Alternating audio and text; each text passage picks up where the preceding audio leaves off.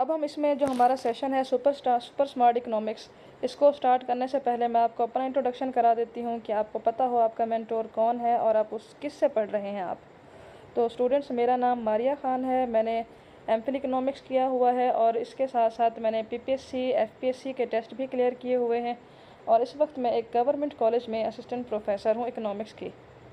और इसके अलावा मैंने सीएसएस और पीएमएस भी क्लियर किया हुआ है खुद। तो क्योंकि मैंने खुद उनके रिटन टेस्ट क्लियर किए हुए हैं, इसलिए मैंने स्टूडेंट्स को भी इनकी तैयारी कराई हुई है। और मैंने अभी ये सेशन जो है हर साल में तकरीबन ये पिछले 3 साल से ये सेशन स्टार्ट किया हुआ है इकोनॉमिक्स का, जिसमें 3 साल से मैं ऑनलाइन क्लासेस पढ़ा रही हूँ इकोनॉमिक्स की। और जितने भी स्टूडेंट्स को मैंने पढ़ाया है तो अल्हम्दुलिल्लाह उनमें से 80% स्टूडेंट जो हैं बहुत अच्छे मार्क्स से कामयाब भी होते हैं। और इसके जो फीडबैक हैं, जो रिज़ल्ट्स हैं, ये आप फेसबुक पेज पे देख सकते हैं। द इकोनॉमिक्स पेज के नाम से हमारा पेज है। तो मेरा एक एडमिन है, वो उसको मेंटेन करता है पेज को। तो उस पर सारे आपको रिज़ल्ट्स भी मिल जाएंगे, स्टूडेंट्स के रिव्यूज़ फीडबैक भी मिल जाएंगे और आपको पूरा उसमें इन्फॉर्मेशन मिल जाएगी। तो इसलिए फिर मैंने ये सेशन दोबारा स्टार्ट किया है, क्योंकि जो पहले हमारे सेशन थे वो 4-4 महीने के सेशन होते थे और स्टूडेंट्स सेशन के एंड में जाकर थक जाते हैं, वो टेस्ट इतने अच्छे तरीके से नहीं देते। तो इसलिए सुपर स्मार्ट जो इकोनॉमिक्स सेशन है, इसमें हम स्टडी भी करेंगे, इसमें आपकी सारी कन्फ्यूजन भी दूर की जाएगी। इसके साथ साथ आपको पूरा जो मटेरियल है पढ़ने का वो भी प्रोवाइड किया जाएगा। जो भी चीज़ आपको पढ़ाई जाएगी, वो कहाँ से नोट्स बनाए गए हैं, वो नोट्स भी आपको सेंड किए जाएंगे और ये फाइल्स भी सेंड की जाएंगी आपको। और अगर किसी का लेक्चर मिस हो जाता है तो लेक्चर रिकॉर्डिंग भी अवेलेबल है कि वो भी उसको मिल जाएगी। तो मज़ीद टाइम वेस्ट ना करते हुए हम अपना लेक्चर स्टार्ट करते हैं। इस लेक्चर से आपको आइडिया हो जाएगा कि हमारी जो स्टडी है आने वाले डेज़ में वो कैसी होगी। और इस लेक्चर को मैंने इस तरह से डिज़ाइन किया है, जो हमारा फर्स्ट लेक्चर है, इस लेक्चर को जो डिज़ाइन किया गया है ये इस तरह किया गया है कि इस एक लेक्चर में आपके अप्रॉक्सीमेटली करीबन आपके 30 एमसीक्यूज़ कवर होते हैं और इसमें आपके 3 लॉन्ग क्वेश्चन भी कवर होते हैं। अगर आप सीएसएस कर रहे हैं तो आपका ये जो पहला चैप्टर है, आज का पहला एक लेक्चर है आज का, ये इसमें आप देखेंगे सीएसएस के पुराने क्वेश्चंस को उठाकर, तो इसमें आपके एटलीस्ट 3 क्वेश्चन कवर होते हैं इसमें से, इसी में से। और इसके अलावा जो आपके एमसीक्यूज़ हैं, वो एमसीक्यूज़ भी मैं आपको साथ साथ बताती जाऊँगी कि एमसीक्यूज़ कैसे बनते हैं, ताकि आप सिर्फ लेक्चरशिप ही नहीं, इकोनॉमिक्स वाले जितने भी टेस्ट हों आप उनको क्लियर कर सकें। ठीक है, तो इसमें हम सबसे पहले आप स्टार्ट कर रहे हैं कि इकोनॉमिक्स है क्या, व्हाट इज़ इकोनॉमिक्स। तो इकोनॉमिक्स के बारे में जब हम सोचते हैं कि इकोनॉमिक्स क्या है, तो हम ये सोचते हैं, पहला जो ख्याल जहन में आता है कि ये मनी रिलेटेड कुछ होगा, कि इसमें मनी के बारे में कुछ बताया जाता होगा, पैसों के हवाले से, इस तरह गवर्नमेंट पॉलिसीज़ के हवाले से कुछ होगा।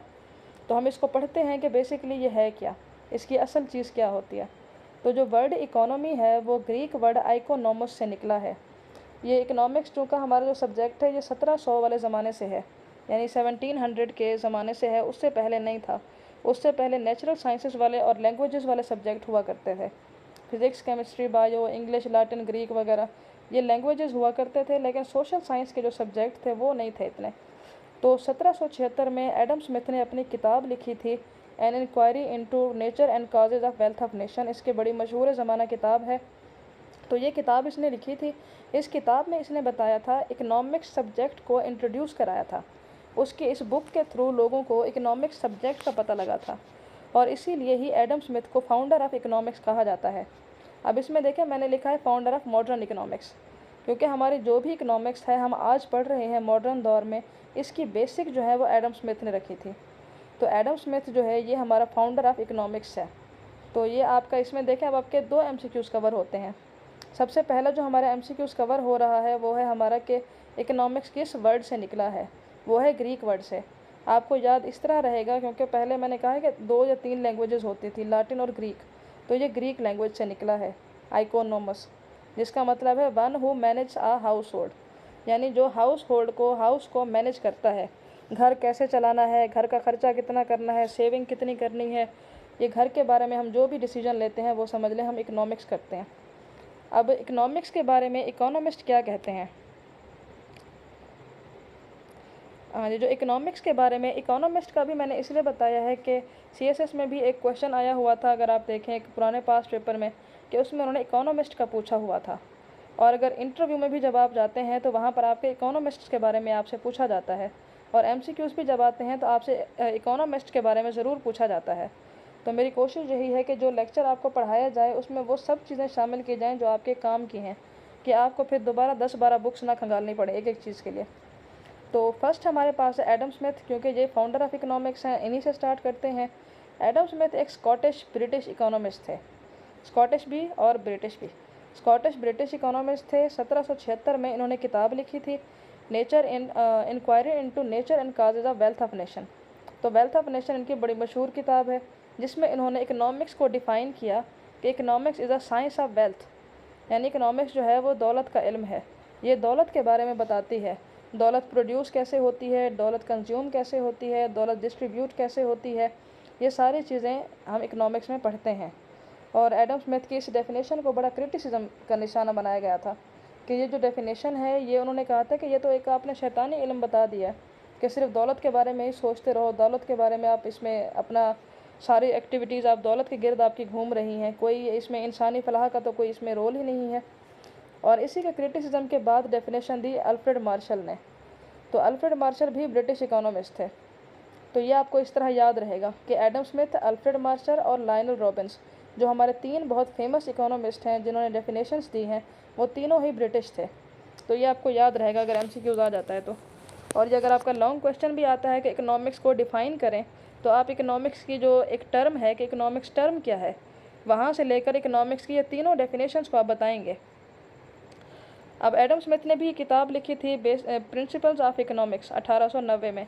ये एडम स्मिथ के बाद आया था, तो ज़ाहिर है उससे 100 साल बाद का इसका पीरियड है।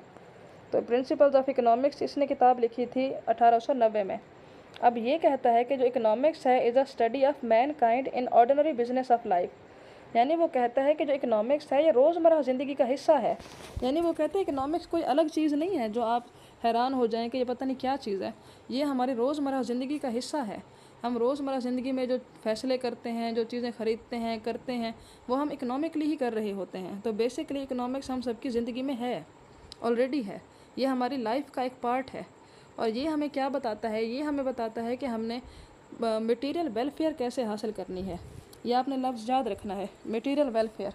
तो मटेरियल वेलफेयर का मतलब ये होता है कि मादी फलाह, यानी वो कहता है कि आपको जो खुशी मिलेगी, जो तरक्की मिलेगी, वो आपको तब मिलेगी जब आपके पास मादी चीज़ें हों, फिज़िकल चीज़ें, यानी घर, बंगला, गाड़ी जो हमें नज़र आती हैं, कि अगर ये चीज़ें आपके पास होंगी तो आप तरक्की याफ्ता होंगे, आप खुश होंगे। ये आपकी तरक्की का मयार है।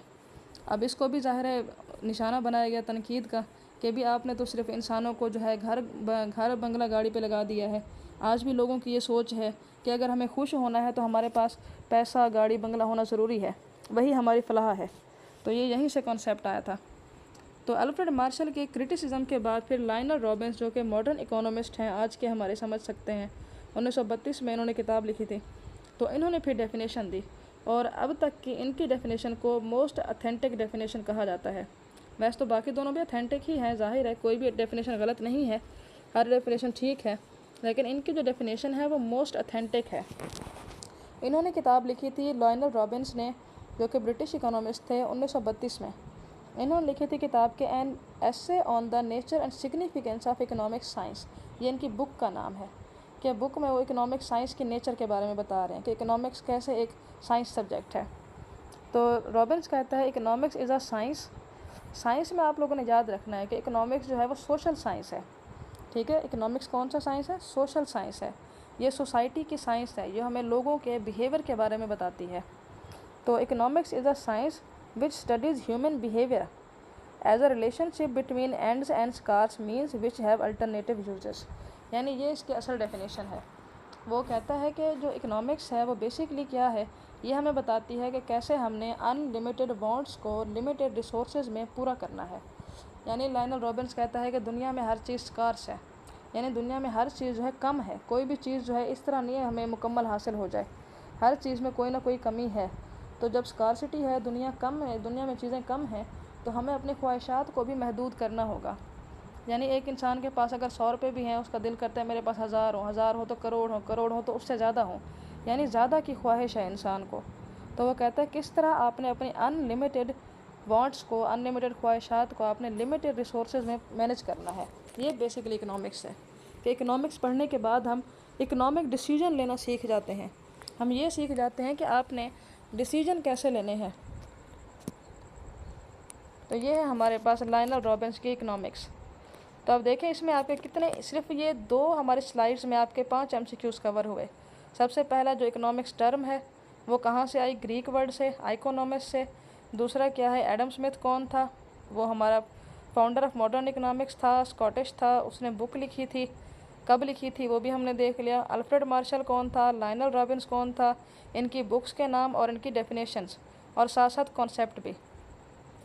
तो ये हमारा एक क्वेश्चन कवर हो गया। अब आते हैं दूसरे पे, वो हमारे पास है नेचर ऑफ इकोनॉमिक्स, यानी इकोनॉमिक्स सब्जेक्ट की नेचर कैसी है। क्या ये साइंस सब्जेक्ट है, क्या ये आर्ट्स सब्जेक्ट है, क्या ये पॉजिटिव सब्जेक्ट है, क्या ये नॉर्मेटिव सब्जेक्ट है। तो हम इसकी नेचर देखते हैं और इसके साथ मैंने एग्जाम्पल भी शो की हुई है ताकि आप जब क्वेश्चन लिखें, अटैम्प्ट करें, उसको समझ के करें। तो इसकी नेचर में हम देखते हैं 2 चीज़ें। सबसे पहले हमने देखना है कि इकोनॉमिक्स जो है वो पॉजिटिव है या नॉर्मेटिव है। पॉजिटिव सब्जेक्ट ऐसे सब्जेक्ट होते हैं जो एज इट इज़ हकीकत बयान करते हैं, यानी उनको हम चेंज नहीं कर सकते, उन पे हम अपनी कोई ओपिनियन नहीं दे सकते। जैसे अब देख लें दुनिया में जिस तरह होता है कि जैसे फिज़िक्स है, केमिस्ट्री, बायो है, ये जो सब्जेक्ट है ना, ये पॉजिटिव साइंसेज हैं। अगर वो कहते हैं कि सूरज मशरिक़ से निकलता है तो दैट्स इट, मशरिक़ से निकलता है, वो बात हकीकत है, हम उसको बदल नहीं सकते, ना ही ओपिनियन दे सकते हैं कि सूरज को मशरिक़ से नहीं निकलना चाहिए। तो ये होता है फैक्ट्स। तो इकोनॉमिक्स में पॉजिटिव साइंसेज भी हैं, जैसे हमारी मैथमेटिकल हो गई, अप्लाइड हो गई, इकोनोमेट्रिक्स हो गई, ये हमारी पॉजिटिव साइंसेज हैं। ये हमें फैक्ट्स एज इट इज़ बताती हैं कि जो चीज़ जितनी है उतनी ही है। और दूसरी है नॉर्मेटिव। नॉर्मेटिव हमें बताती है ओपिनियन के साथ, जजमेंट के साथ, यानी गुड और बैड। ये हमें गुड और बैड बताते हैं कि कोई चीज़ अच्छी है या बुरी है, कैसी होनी चाहिए, शुड बी। इसका लफ्ज़ याद रखें, शुड बी, कि जिस भी अगर जो हमारी जो भी स्टेटमेंट है अगर उसमें शुड भी आ गया तो आप समझ जाएं कि उसका मतलब यह है कि ये नॉर्मेटिव है, क्योंकि शुड बी का मतलब ये होता है होना चाहिए। हम इसमें अपनी कोई ना कोई स्टेटमेंट दे रहे हैं, हम अपनी इसमें ओपिनियन दे रहे हैं, हम जजमेंट दे रहे होते हैं। तो ये हमारी नॉर्मेटिव इकोनॉमिक्स होती है। अब इसमें नीचे देखें, मैंने एग्जांपल इसमें दी हुई है। एक तरफ है हमारे पास पॉजिटिव, एक तरफ है नॉर्मेटिव। पॉजिटिव में हम कह रहे हैं कि द अनएम्प्लॉयमेंट रेट इज़ 4.7%, यानी जो बेरोज़गारी है उसका जो रेट है 4.7% है। ये एक फैक्ट है, इसको हम बता रहे हैं एज इट इज़ कि हाँ इतना ही है, पॉवर्टी है, अनएम्प्लॉयमेंट है, उसका इतना रेट है। उसके बाद इसको चेक भी किया जा सकता है, फैक्ट्स कैन बी टेस्टेड। जो फैक्ट्स हम बयान कर रहे हैं डाटा की बुनियाद पर, उनको हम टेस्ट भी कर सकते हैं। तो जो नॉर्मेटिव है इसमें हम क्या कह रहे हैं, the US federal government should stop subsidising corn production, यानी गवर्नमेंट को जो है सब्सिडी देना बंद कर देना चाहिए। इसमें हम मशवरा दे रहे हैं कि गवर्नमेंट को ऐसा नहीं करना चाहिए। और पॉजिटिव में हम क्या कर रहे हैं, हम एज इट इज़ चीज़ें बता रहे हैं। तो ये पॉजिटिव में जहाँ पे आपको एज इट इज़ चीज़ बताई जा रही हो, डाटा हो, इन्फॉर्मेशन हो, ठीक है, तो वो पॉजिटिव है। और जहाँ पे शुड का लफ्ज़ आ गया, मतलब आपको कोई स्टेटमेंट दी जा रही है, आप उसमें मशवरा दे रहे हैं कोई, तो वो हमारे पास नॉर्मेटिव है। तो ये हमारा दूसरा सवाल है। इसमें साइंस और आर्ट्स की भी अक्सर बहस आती है, इकोनॉमिक्स जो है वो साइंस सब्जेक्ट है या आर्ट्स सब्जेक्ट है। कुछ लोग कहते हैं साइंस है, सोशल साइंस है, और कुछ कहते हैं आर्ट्स है। बेसिकली ये दोनों है। साइंस सब्जेक्ट वो सब्जेक्ट होते हैं जो कि डाटा कलेक्ट करते हैं, उसको फैक्ट को टेस्ट करते हैं, एक्सपेरिमेंट करते हैं, रिज़ल्ट निकालते हैं, प्रेडिक्शन करते हैं उसके बेस पर। तो ये साइंस सब्जेक्ट होते हैं जिसमें हम एक्सपेरिमेंट करके देखते हैं। और आर्ट्स में क्या होता है कि हम अपने ख़यालात को बयान करते हैं, एक्सप्रेशन देते हैं। और इकोनॉमिक्स में दोनों ही चीज़ें हैं। इसमें हम साइंटिफिकली भी प्रूव कर रहे होते हैं इकोनोमेट्रिक्स में और रिसर्च में, और इसमें हम आर्ट्स में भी देख रहे होते हैं कि हम इसमें डेवलपमेंट इकोनॉमिक्स में मुल्कों की तरक्की के बारे में अपने ख़यालात बता रहे होते हैं, नाकामी के बारे में वजूहात बता रहे होते हैं।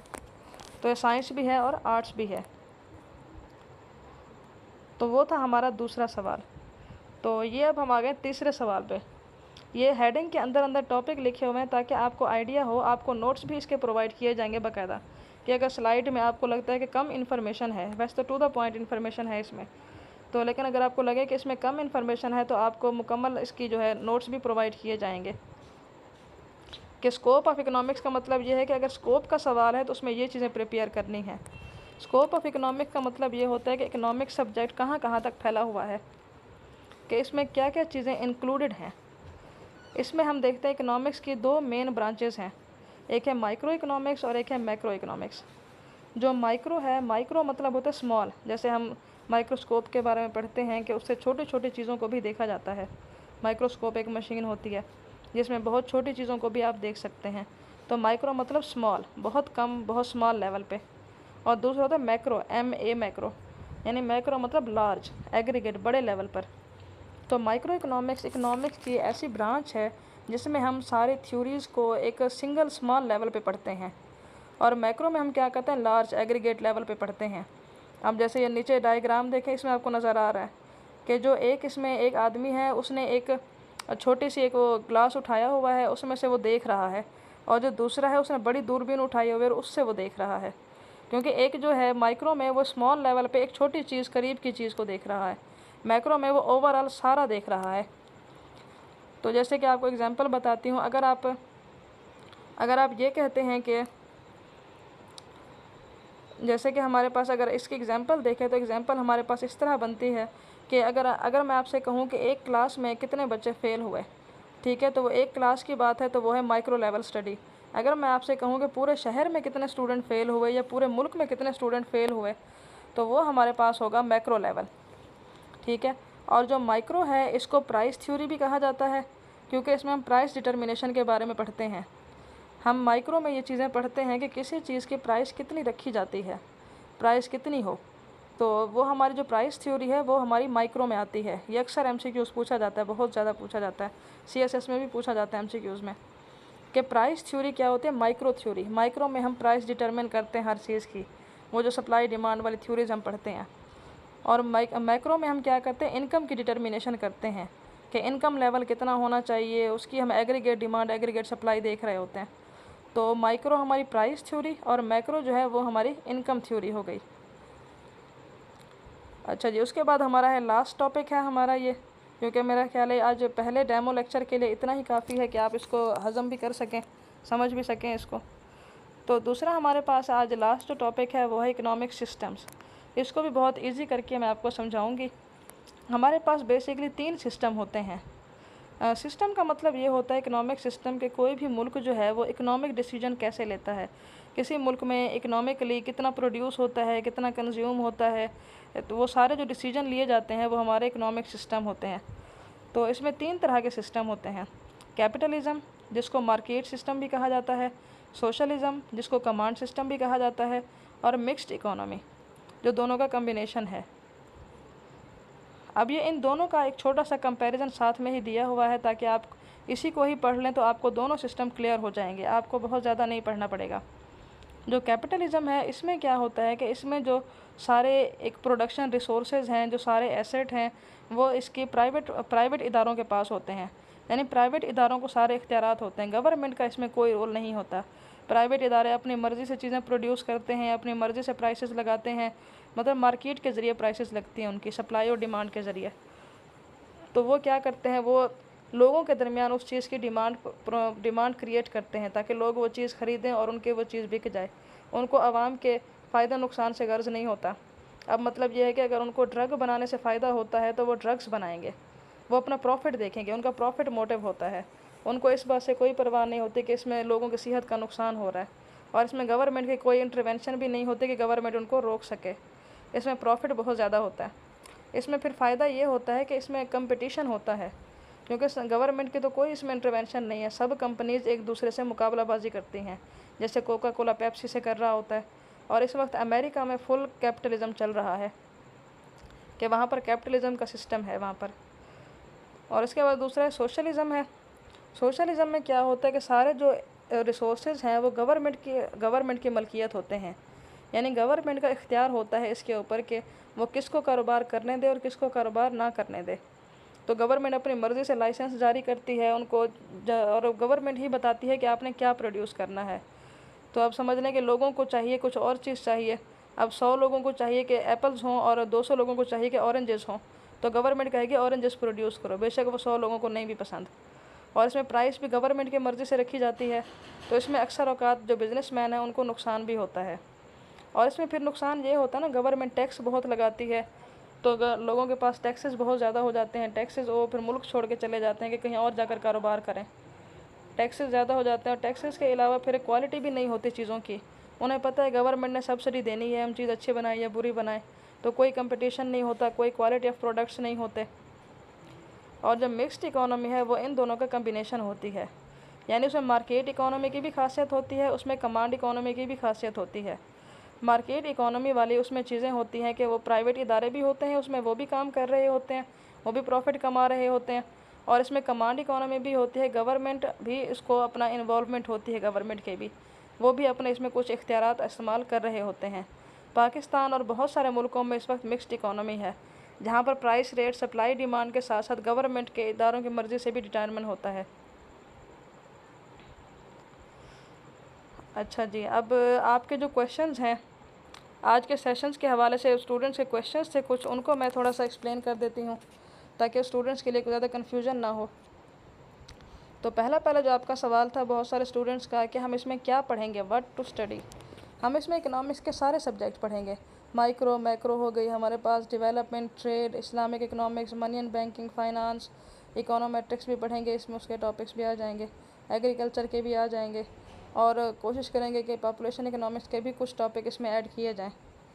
और इसके अलावा हाउ टू स्टडी, हमारा तरीक़ाकार क्या होगा पढ़ने का।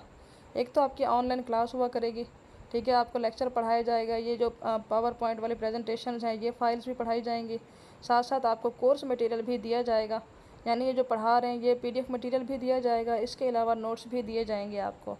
और इसके साथ साथ आपकी टेस्टिंग भी हुआ करेगी, वीकली असाइनमेंट भी होगी और आपकी टेस्टिंग भी होगी जब आपका सेशन ख़त्म हो जाएगा। टेस्टिंग इसलिए क्योंकि टेस्टिंग ही सबसे ज़्यादा ज़रूरी है। अगर आपकी टेस्टिंग नहीं होती है तो फिर तो पता ही नहीं चलेगा कि आपकी तैयारी कैसी है। और यही चीज़ है जो बाकी सेशंस में और इस बाकी एकेडमीज़ में और इस एकेडमी में मुख्तलिफ है, क्योंकि वो पढ़ाते हैं सेशन, वो भी अच्छा स्टार्ट करते हैं, लेकिन उसके बाद क्या करते हैं कि वो टेस्टिंग नहीं लेते बच्चों के, 1 बाय 1 एक एक बच्चे पे फोकस नहीं करते कि उनकी तैयारी कैसी है, कॉन्सेप्ट कैसे हैं। जबकि मैं एक एक स्टूडेंट पे फोकस करती हूँ, चाहे वो CSS के लिए तैयारी कर रहा है या FPSC के लिए या किसी भी अपने लेक्चरशिप के लिए। तो उनके सारे क्वेश्चंस मैं खुद चेक करती हूँ, एवोल्यूट करती हूँ, गलतियाँ निकालती हूँ, फिर उनको इम्प्रूव करवाती हूँ और उनके MCQs के भी टेस्टिंग लेती हूँ कि आपके इतने मार्क्स बन रहे हैं, आपको मज़ीद तैयारी की ज़रूरत है, मज़ीद दोबारा टेस्ट दें। तो जब तक उनके अच्छे मार्क्स ना आ जाएँ टेस्ट में, तब तक मैं उनके टेस्ट लेती रहती हूँ। तो उसके बाद वाई टू स्टडी, क्यों हमने स्टडी करना है। देखें, जब आप जॉब के टेस्ट की तैयारी करते हैं तो उसका तरीक़ाकार अलग होता है। अब देखें, जैसे आज के एक लेक्चर में हमारा ये थोड़ा सा लेक्चर था, शॉर्ट लेक्चर था, इस शॉर्ट लेक्चर में हमने कितने सारे टॉपिक्स पढ़ लिए, उसमें हमने MCQs भी देख लिए, हमारे लॉन्ग क्वेश्चन भी बन गए उसमें, और ये आपका नॉलेज भी इसमें आपका गेन हो गया। जो एक चीज़ से एक प्रॉपर मेंटोर के समझने से आती है, एक एक्सपीरियंस्ड बंदे के समझने से आती है, वो खुद से समझ नहीं आती। तो इसलिए जॉब्स टेस्ट के लिए आपको लाजमी किसी मेंटोर से लाजमी गाइडेंस लेनी चाहिए, वो आपको बताता है कि आपने तैयारी करनी कैसे है। बहुत सारे बच्चे होते हैं वो MCQs के शॉर्ट बुक्स ले लेते हैं, MCQs के रट्टे लगाते हैं, वो भट्टी है, शाहिद है, पता नहीं कौन कौन किन की बुक्स हैं, उनको रट्टे लगा लेते हैं कारवान वालों की, फिर उसके बाद कहते हैं कि हमारा तो टेस्ट पास नहीं हुआ, क्योंकि आपने शॉर्टकट इस्तेमाल किया था, आपने MCQs याद किए, MCQs वो आए नहीं। तो आप पूरा टॉपिक अगर अच्छे तरीके से पढ़ेंगे, समझेंगे, तो उसमें जो भी उस टॉपिक में से MCQs आएगा आपको आता होगा।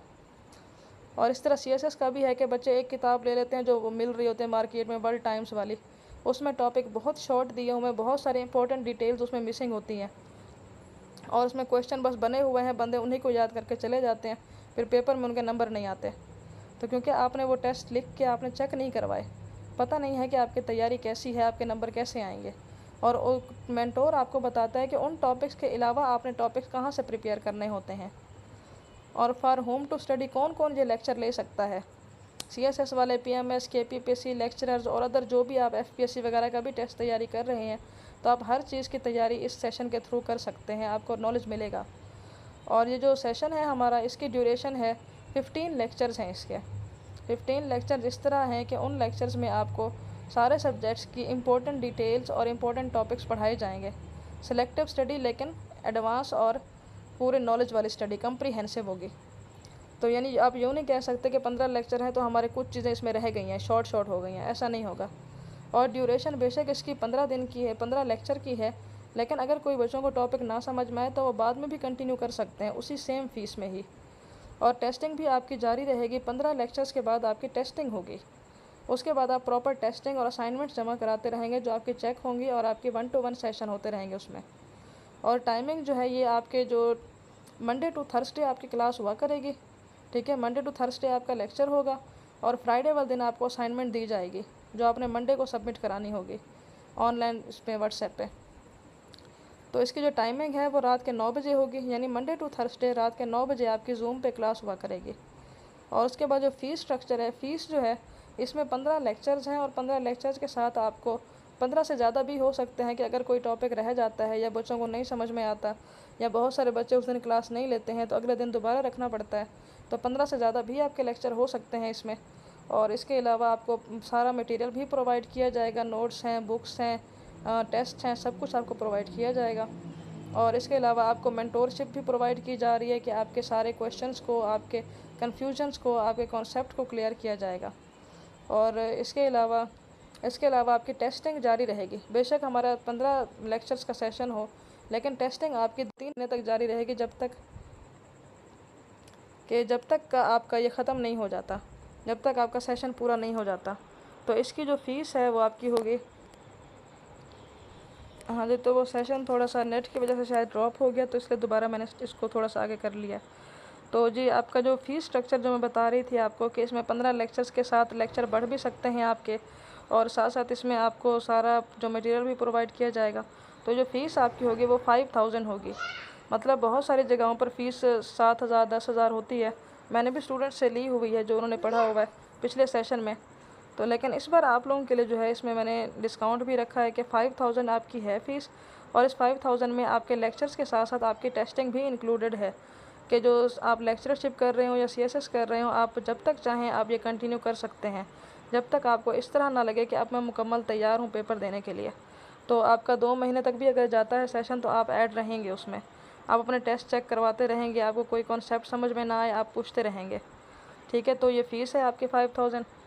और इसके अलावा अगर कोई नीडी स्टूडेंट हैं या कोई बहुत मसाइल का शिकार हैं तो वो अपना मसला मुझे बता सकते हैं फ़ीस के हवाले से, तो उनके साथ भी कंट्रीब्यूट और कोऑपरेशन करने की कोशिश करती हूँ मैं। तो इसके अलावा ये हमारा आज का था लेक्चर, और इसमें हमारे पास जो 4-5 टर्म्स है छोटी सी, ये भी मैं आपको एक्सप्लेन कर देती हूँ ताकि आपका कोई चीज़ मिस ना हो जाए, कि छोटी छोटी चीज़ें भी आपको याद रहें। अब जैसे हमारे पास ये है, इसमें स्कारसिटी है टर्म। स्कारसिटी जो टर्म है, ये स्कारसिटी और शॉर्टेज में थोड़ा सा फ़र्क होता है, ये आपने याद रखना है क्योंकि ये शॉर्ट क्वेश्चन आया हुआ था सीएसएस और पीएमएस के पेपर में। What is the difference between scarcity and shortage. और इसके अलावा ये भी एमसीक्यूज़ में भी आता है। स्कारसिटी का मतलब ये होता है कि नॉट इनफ, ठीक है। शॉर्टेज का मतलब होता है लेस, कोई चीज़ है ही नहीं, कम है, ठीक है। यानी कि मेरे पास जो है कंप्यूटर जो है वो कम है, मेरे पास थोड़े हैं। और स्कारसिटी का मतलब ये होता है कि जितना चाहिए उतना नहीं है, ये होता है स्कारसिटी। यानी अब हमारे घर में 10 बंदे हैं, 10 बंदों के लिए 10 रोटियां चाहिए, लेकिन हमारे पास 7 हैं। अब रोटियां तो हैं हमारे पास लेकिन 7 हैं, बंदे 10 हैं।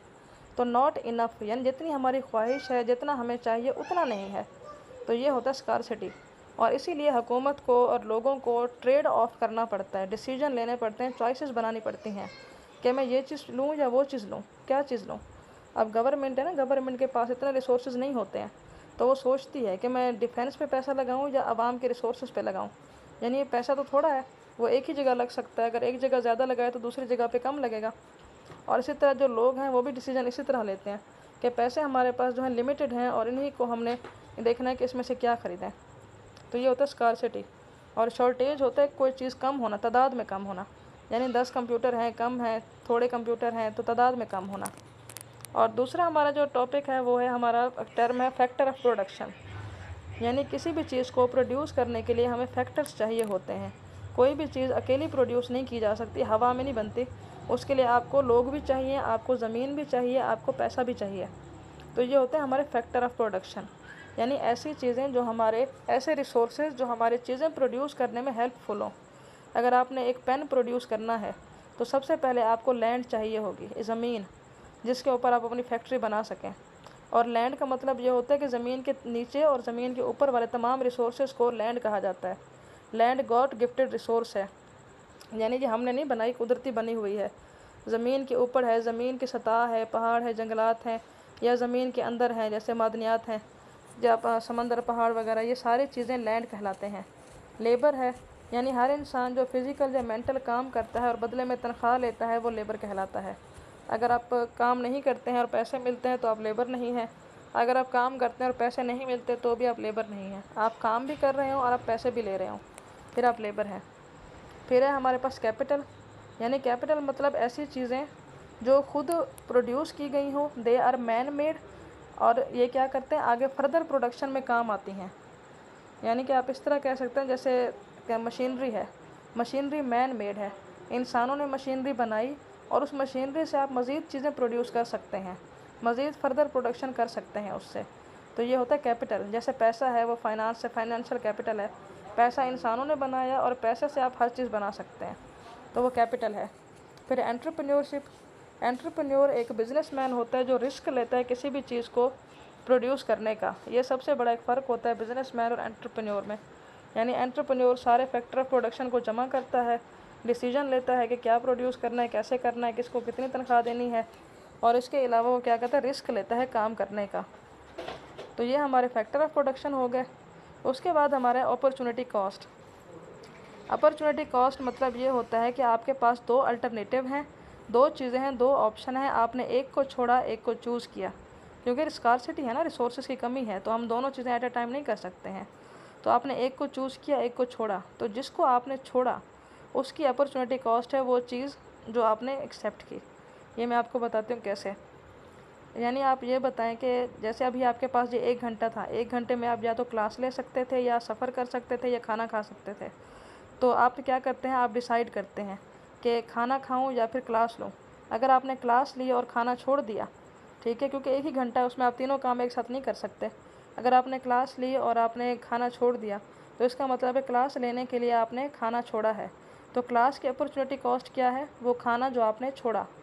यानी अपॉर्चुनिटी कॉस्ट क्या होता है, कॉस्ट ऑफ द जो एक अल्टरनेटिव, जो फॉर गोइंग अल्टरनेटिव, यानी जो हमने अल्टरनेटिव छोड़ दिया उसकी कॉस्ट क्या है। जो हमने चूज़ की है चीज़, जो हमने एक्सेप्ट कर ली है, उसकी कॉस्ट क्या है। ठीक है, दो ऑप्शन है आपके पास, आपने जो एक्सेप्ट कर लिया है उसकी कीमत क्या है, वो चीज़ जो आपने छोड़ दी, फॉर गोइंग अल्टरनेटिव जो आपने छोड़ दिया, वो आपकी अपॉर्चुनिटी कॉस्ट है। जैसे इंटरव्यू में सवाल पूछा जाता है कि एजुकेशन की अपॉर्चुनिटी कॉस्ट क्या है, तो एजुकेशन की अपॉर्चुनिटी कॉस्ट है वो सारा पैसा जो आपने एजुकेशन के ऊपर लगाया। अगर आपने वो एजुकेशन पर ना लगाया होता तो आप किसी और काम में लगा सकते थे, तो वो उसकी कॉस्ट है। तो उसके बाद हमारा एफिशिएंसी वर्सेस इक्विटी। एफिशिएंसी मतलब ये होता है किसी चीज़ को कम टाइम में और कम रिसोर्सेज में प्रोड्यूस करना। ठीक है, ये होता है एफिशिएंसी, कि आपने किसी चीज़ को कम रिसोर्सेज में भी मैक्सिमम प्रोड्यूस कर लिया है। और इक्विटी मतलब होता है इक्वल प्रोड्यूस करना, यानी जितना आपको चाहिए आपने उतना प्रोड्यूस कर लिया। उसके बाद हमारा एक बहुत टर्म इस्तेमाल होते हैं इकोनॉमिक डिसीजंस। इकोनॉमिक डिसीजन ये होता है रैशनल डिसीजन। इकोनॉमिक्स में हम सबसे पहले अजम्पशन यही पढ़ते हैं कि जो कंज्यूमर है वो रैशनल है, यानी कंज्यूमर जो भी फैसला करता है वो सोच समझ के करता है, अपने बेनिफिट और कॉस्ट को देखकर। यानी वो अगर कोई काम करता है तो उसके लिए वो देखता है कि मुझे इसके लिए इसका फ़ायदा क्या होगा और इसका नुकसान क्या होगा, तो वो सोच समझ के डिसीजन लेता है। ये हमारे होते हैं इकोनॉमिक डिसीजन। अगर आप कहीं पैसे इन्वेस्ट कर रहे हैं तो आप उसके बेनिफिट भी देखते हैं, उसके कॉस्ट भी देखते हैं कि क्या इसका मुझे फ़ायदा होगा, क्या नुकसान होगा, क्या ख़र्चा होगा। फिर आप सोच समझ के डिसाइड करते हैं कि मैंने यहाँ इन्वेस्ट करना है या नहीं करना, मैंने सेविंग करनी है या नहीं करनी है। तो ये हमारे इकोनॉमिक डिसीजन होते हैं। तो आज का हमारा ये ख़त्म हुआ लेक्चर। तो आई होप आपको पसंद आया होगा। तो अगर आपका कोई भी कन्फ्यूज़न हो, कोई क्यूरी हो, कोई मसला हो, तो आप कांटेक्ट कर सकते हैं। व्हाट्सएप गिवन नंबर है आपके पास, उस नंबर के ऊपर कर सकते हैं कांटेक्ट, और आपको ये मटेरियल भी आपको सेंड कर दिया जाएगा क्लास के बाद। ओके स्टूडेंट, अल्लाह हाफिज़। अब नेक्स्ट टाइम क्लास में मिलेंगे। आप मुझे ये लेक्चर सुनने के बाद आप मुझे व्हाट्सएप पे मैसेज करेंगे। अगर आप क्लास लेने में इंटरेस्टेड हैं तो आपको ग्रुप में ऐड कर दिया जाएगा। फिर आप वहाँ पर अपनी फ़ीस भी सेंड कर सकते हैं, फिर आपको मटेरियल भी प्रोवाइड किया जाएगा और क्लास का डेली लिंक भी प्रोवाइड किया जाएगा। Okay student, good luck and अल्लाह हाफिज़।